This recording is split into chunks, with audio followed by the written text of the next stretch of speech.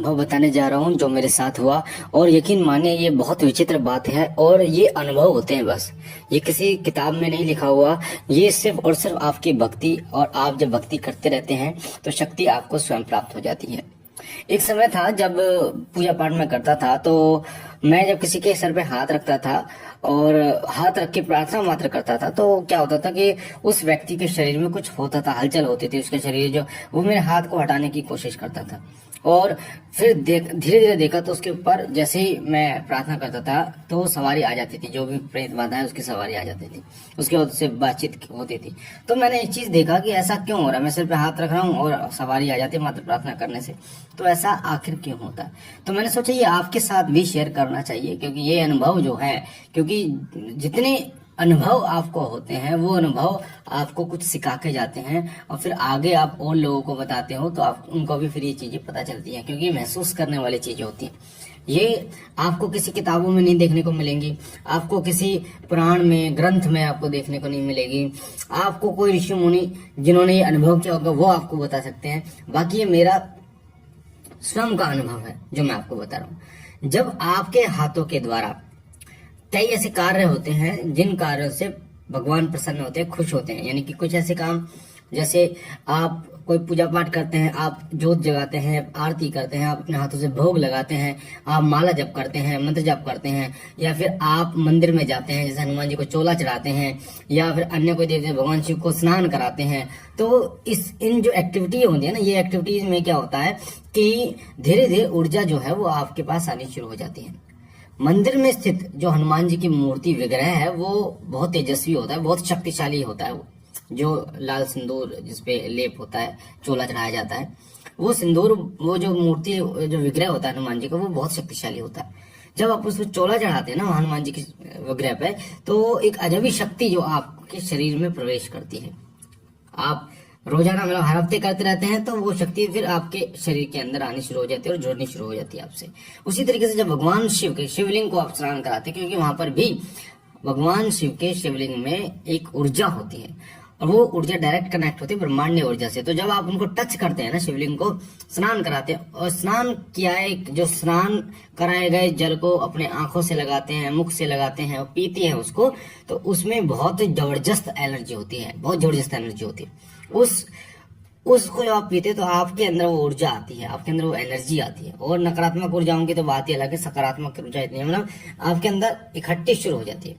जैसे उदाहरण के लिए मैं आपको बताता हूँ, हमारे घर में जो बिजली आती है और जो बड़े बड़े तार हैं जिनमें 11,000 वोल्ट बिजली होती है, या फिर ट्रेन के ऊपर जो तार होते हैं उनमें बहुत फर्क होता है।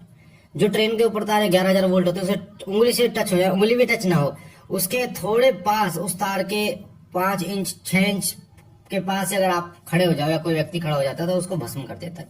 पर घर वाली जो बिजली होती है, और उसे हमें कई बार करंट लगता है पर हमें झटका लगता है, पर मृत्यु नहीं होती, जान नहीं जाती। उसी तरीके से जो 11,000 वोल्ट है ना, वो धीरे धीरे इकट्ठी होनी शुरू हो जाती है आपके पास, मूर्ति विग्रह से, पूजा से, इस तरीके से।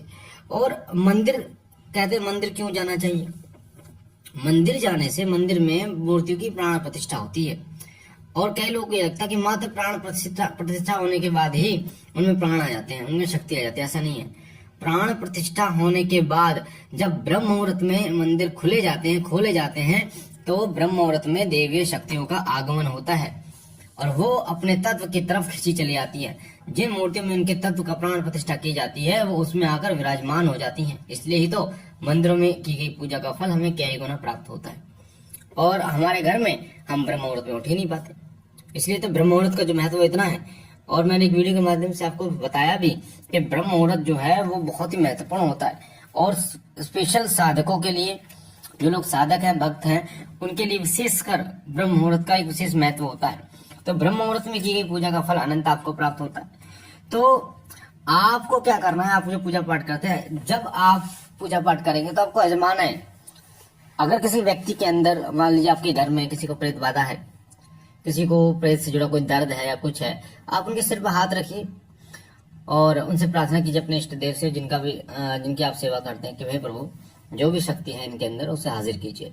तो पहली बात तो जब आप हाथ रखेंगे ना उनके सर पे, तो उनको अलग ही, उनको हीटनेस महसूस होगी, उनको ऐसा लगेगा जैसे गर्माहट महसूस, आपके हाथ में बहुत तेजी से, जैसे आपने देखा चूल्हे पे तैयार रख देते हैं, चाय कितना गर्म हो जाता है, उसी तरीके से उनको गर्माहट महसूस होगी बहुत तेजी से। उनके चेहरे का रिएक्शन आपको अलग ही देखने को मिलेगा। वो कभी आंखें बंद करेंगे, कभी मुंह को टेढ़ा मेढ़ा करेंगे अगर, ठीक है।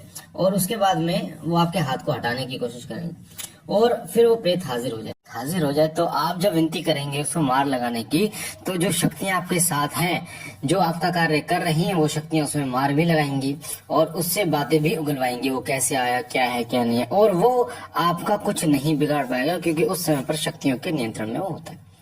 तो कहने का मतलब ये होता है कि आप कोई साधना करते हैं, कोई सिद्धि करते हैं, कोई मंत्र सिद्धि करते हैं, तो उसका प्रयोग जानना बहुत जरूरी है। जब तक आप उसको जानेंगे नहीं, कि इसको इस्तेमाल करके देखेंगे नहीं, तब तक आप किस तरीके से उसे एक सही जगह पर इस्तेमाल कर पाएंगे, मुसीबत आने पर कैसे आप उसे इस्तेमाल कर पाएंगे। तो ये बहुत महत्वपूर्ण है। आपने गाड़ी ले ली, गाड़ी चलाना नहीं आता तो वो गाड़ी आपके लिए बेकार है। इसीलिए पहले आपको सीखना होगा पहले आपको कि किस प्रकार से गाड़ी को चलाया जाता है, उसके बाद आप गाड़ी लीजिए। इसी तरीके से आपको प्रयोग करके देखना होगा, जो आपने साधना की, जो सिद्धि की, जो मंत्र जप किया, जो पूजा की, उसका फल, उसकी कृपा आपके पास कितनी है। और जब आपको लगे कि हाँ अब मेरे हाथों से कार्य हो रहा है, तो आप अपनी भक्ति बढ़ा दीजिए, पूजा बढ़ा दीजिए। और जब आप बढ़ा देंगे ना, तो आपको और तेजी से वो ऊर्जा और तेजी से वो शक्ति प्राप्त होनी शुरू हो जाएगी। तो मुझे आशा है कि जो मैं आपको समझाना चाह रहा हूँ आपको समझ आया होगा, कि आप इसे उपयोग करके देखिए, प्रयोग करके देखिए, आजमा कर देखिए, ताकि आपको ये पता चले कि आपके, क्योंकि बहुत से लोगों के पास शक्तियां होती हैं और उनके घर में अगर कोई प्रेत है, उनका कोई परेशानी है, वो चाहकर भी, मतलब वो करना चाहते पर वो नहीं कर पाते, क्योंकि उनको ये नहीं पता होगा कैसे इस्तेमाल करना है। और सच्ची में हमारे पास कोई शक्ति है और उनके पास शक्तियां होती हैं, उनकी एक विनती से कार्य हो जाता है, पर वो करते नहीं है, क्योंकि उन्हें ये नहीं लगता कि मेरे पास कुछ है। तो बाबा भोलेनाथ आप पर कृपा करें, आपके घर पर कृपा करें, आप और आपका परिवार सदा सुखी रहे, स्वस्थ रहे, खुश रहे। बाबा भोलेनाथ, माँ जगदम्बा आपकी झोली भरती रहे। हम मिलते हैं एक नई जानकारी के साथ, तब तक के लिए ओम नमः शिवाय।